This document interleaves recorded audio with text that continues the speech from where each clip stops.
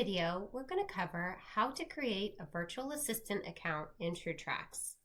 This type of account gives you limited, free access to TrueTracts to help your appraiser with data entry and grid cleanup. The first step is to head over to TrueTracts.truefootage.tech and create your free account.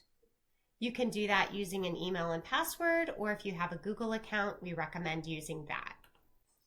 On this first screen is where you need to pay the most attention. You're going to give us a little detail about yourself, and then in the drop down that says, will you use this tool as, you're going to see an option there to use the tool as a virtual assistant or a data entry person. So you want to make sure that you choose that option.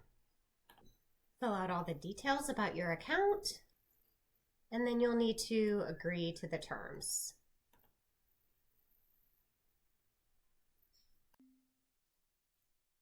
Once you've signed up and, if necessary, verified your email, you'll land on a page that looks like this, and you'll be asked to complete your profile.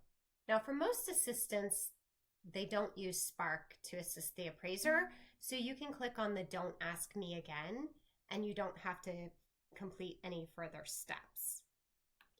If your workflow includes using Spark, we'll cover that in another video and show you how you can set that up. For now, I'm going to show you what it looks like once your appraiser sends you a session. Because you'll notice you don't have any sessions in here. That's because the sessions belong to your appraiser. So we're going to cover how to handle those sessions once the appraiser sends one to you. So I have a session link that my appraiser has shared with me, and I'm going to go ahead and paste that into my browser here. And once the session loads, you'll notice that the appraiser has already done some work in Spark, and they've probably done some work with the cost approach as well, and pulled that information in here, but there's still some data missing. Maybe there are some fields that need to be filled in, and I can just simply come in here and look at the grid and help the appraiser out. So for example, this one is missing the style, so I might type that in, and so on and so forth.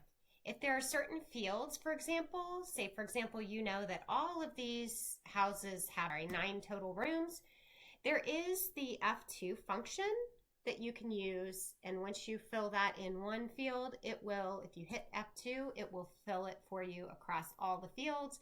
And then say this one, for example, this one actually had 8, that'll save me a little bit of time.